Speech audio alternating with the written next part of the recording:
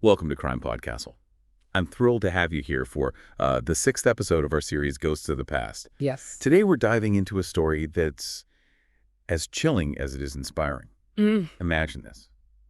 A man is brutally attacked, his limbs deliberately shattered, left for dead.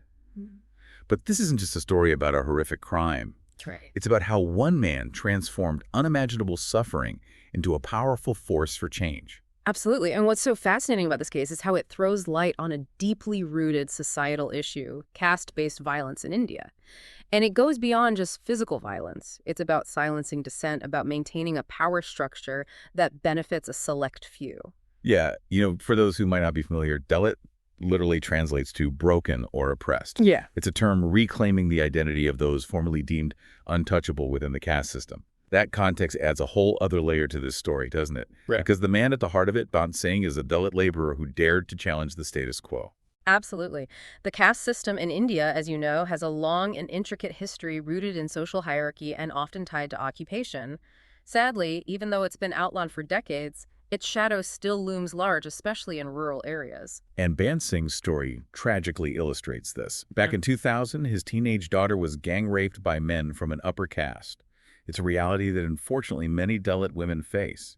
But Bant Singh, instead of succumbing to the pressure to stay silent, he did something extraordinary. He sought justice. His decision to pursue legal action was incredibly courageous. He faced threats, intimidation, and immense social pressure to drop the case. But he stood firm. And in 2002, the perpetrators were convicted and sentenced to life in prison. It was a landmark victory, a testament to his unwavering determination. It's amazing you think that would be the end of it, a win for justice. But as you can probably guess, it wasn't. This is where the story takes an incredibly dark turn. On January 7, 2006, Bant Singh was ambushed while walking home. This wasn't a random act of violence. It was a planned and targeted attack orchestrated by those who resented his defiance, those who saw his pursuit of justice as a threat to their power and social standing. They wanted to make an example of him. And they did it in the most horrific way imaginable. A group of men armed with iron rods and sticks beat him relentlessly.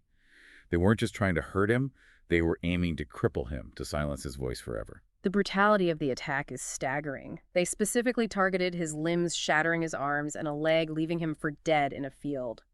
It was a message, a chilling warning to anyone else who dared to challenge the existing order. It's hard to even fathom the pain and terror he must have endured. Luckily, he was found and rushed to the hospital. But the damage was so severe that doctors had no choice but to amputate both his arms and one of his legs. Think about that for a moment, how life-altering, how utterly devastating that must have been. It's difficult to even imagine, isn't it?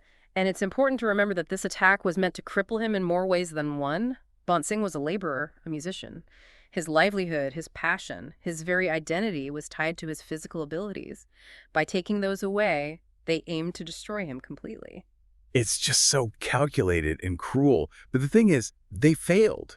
They underestimated Bant Singh's spirit. His body was broken, but his will was unbroken.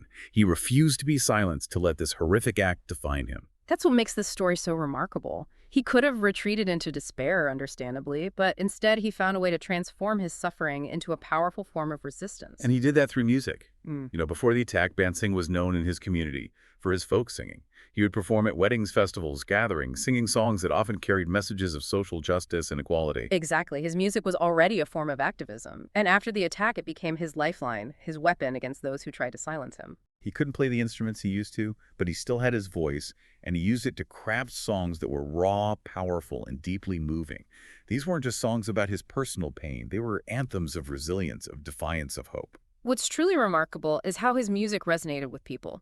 Imagine hearing these lyrics filled with pain and anger, yet also a profound sense of hope and determination, sung by a man who had lost so much, yet refused to be silenced. It's impossible not to be moved, right? Yeah. And it wasn't just the lyrics, it was his presence, his spirit. People saw in him a symbol of courage, someone who had faced the worst of humanity and emerged stronger. His concerts became rallies, drawing crowds from all walks of life, uniting them in a shared sense of outrage and a desire for change. His story became a catalyst for a much larger conversation about the persistence of caste-based violence in India, sparking protests and demands for justice. It forced people to confront the uncomfortable reality that even in the 21st century, this ancient system of oppression continues to cast a long shadow. I think this is what makes Bant Singh's story so compelling. He's not just a victim, he's a survivor, an activist, an artist. His music became a bridge connecting his personal experience to a larger struggle for social justice. And, this isn't just a story that happened in a faraway place. It speaks to something universal: the human capacity for resilience, the power of art to challenge injustice. Absolutely. His story transcends borders and cultures. It forces us to confront uncomfortable questions about our own societies, about the systems of oppression that still exist, about the ways in which power is wielded to silence dissent. And it's a story that makes you think about the responsibility we all have to speak out against injustice, to amplify the voices of those who are marginalized and silenced. What's striking is that in trying to silence him, they actually made his voice louder, more powerful. His disability became a symbol, a constant reminder of the brutality of the system he was fighting against. And through it all, he never gave up hope. He believed that change was possible, and he dedicated his life to making that change a reality. He became an icon, inspiring countless others to stand up for their rights, to fight for equality. Yeah, it really is incredible to think the ripple effect that one person can have. It's a testament to the enduring power of the human spirit, isn't it? Bant Singh's story shows us that even in the face of unimaginable hardship, even when everything seems lost, hope can not only survive, but it can thrive. And his story continues to resonate today, right? It's been featured in documentaries, books, countless articles. His music is still performed, his message still shared. It has, and I think that speaks to the universality of his experience. While the specifics of his story are rooted in the context of the caste system in India, the themes of resilience, of resistance, of the power of art to challenge injustice, those are themes that resonate with people across cultures and continents. Absolutely. And it makes you think, what can we learn from Bant Singh's story?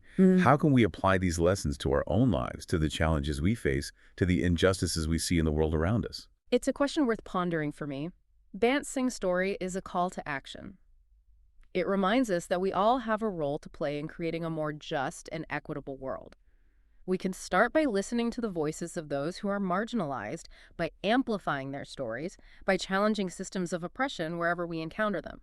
We talk a lot about feeling overwhelmed by the state of the world, but Bant Singh's story is a powerful reminder that individual actions can have a ripple effect, that one person's courage can inspire countless others, that even in the darkest of times, hope can be a catalyst for change. So often, when faced with such immense suffering and injustice, it's easy to feel powerless.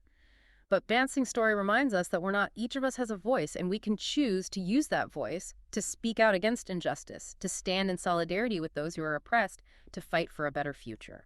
His legacy is a challenge to all of us, to find our own ways to resist, to create, to inspire. Maybe it's through art, maybe it's through activism, maybe it's simply through speaking out in our own communities, but we can all make a difference even in small ways. That's what stays with me.